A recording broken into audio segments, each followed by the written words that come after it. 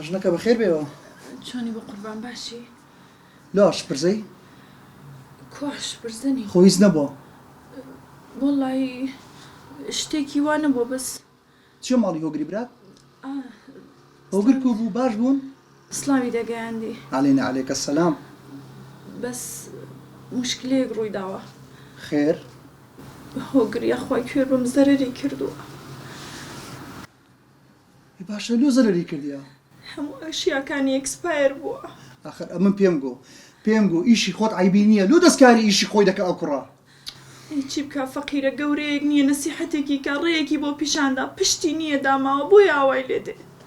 گەورە کاملە ئەقە پێم بڵێ ئیشەکە غەڵەت بی لۆ دەیکا ئیشی خۆی هیچ عیبی نەبوو لەبەر چێ ویشەی کرد؟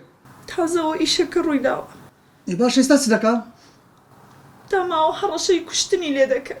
ژنەکە خۆشار بێمیر و حاکم دێ بیکوژن. ئەی قەرزداریانە و ئەویشی چی نییە بیداتەوە چی بکات؟ باسی و خانووەمان کرد. کامە خانوو؟ ئەو خانووی بەنێو هەردووکمانەوەیە قەرارە بیفرۆشین. با بیفرۆشی؟ قەردەکەی خۆی پێ دەداتەوە تا؟ من پێم گوت بەشەکەی منیش بۆ تۆ. ژنەکە ئەمن بە هیچ شێوەیەک ڕازی نیمە. دەزانم بەس شتەکە تازە ڕووی داوە چی بکەین؟ من کوتم ڕازیم.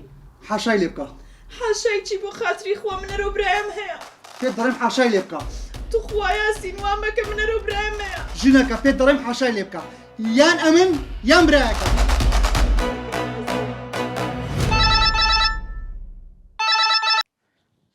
ئەلو؟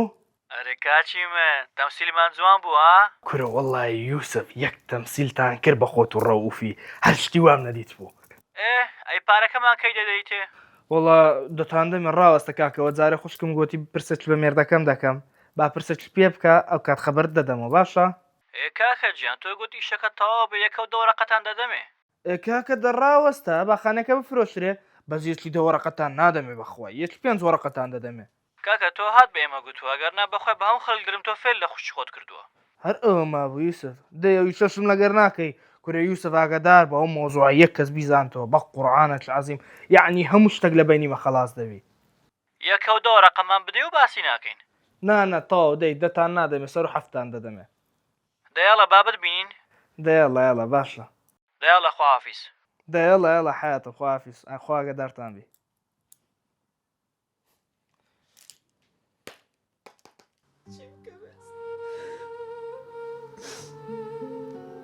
ئەلۆ ئەلو دادا؟ گیانە بە قوربانت بم. دادا چ بوو؟ خوشکت کوێر بێت لەگەڵ یاسین قسەم کرد.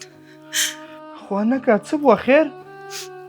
وڵی ئەوەی ڕاستی بێ ئەزانم چۆن پێت بڵێم یاسین ڕازی نەبوو. دادا ئەو حەقی چییە ئەو لۆ تەداخولی بینیمە دەکا؟ بەس بە قوربانت بم بێخەم بە خوشکت قسەی لەگەڵ کرد ڕازی بوو بەس 100 بریا ڕازی نەبووایە. زەی لە خوای بە زیادی بەس لۆ ڕازینە تێناگەم مەقسەدت چیە دادا؟ زانی چی کاکە گیان خەمە نەبێ خانووەکە هەمووی هی خۆتە بەس یاسین وتی نابێتتر کاکت بێتە ماڵمان فترەیەک لێم دوور بە تا بزانم چی دەکەم. باشە دادا بەس ئەها لە دەرێک دەبینین وەنیا؟ بێخەم بە جاروبار خۆ نتبینم گیانیش دەدەم هەر دەتبینم لە دەرەوە موعیدا دەنین باشە بێخەم بە قوربانت بم بەزیترەوە بڕۆ قەرزەکانت بدەوە بێخەم بە خوشکی خۆت لە پشتە. باشە دادا ئاها بەس بینێ حازر با دێمە دوود دەچین وەکالەت لۆم حامی دەکەین هەتا خانێکی بەنایە و کابرایانەکەین کاکە وڵایەتانە بکوژن چ بکەم.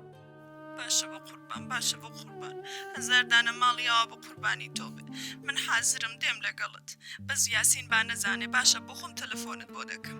باشە دادا جان مەمنونم دەست ماز دەکەم دادا. قوربانت بم خۆ لەگەڵ بە ئاگال لە خۆت بێ خەفەت نەخۆی. باشە بە قوربان خوارد لەگەر مەمنونم خۆ لەگەڵ بە خۆ لەگەڵ. خواردە.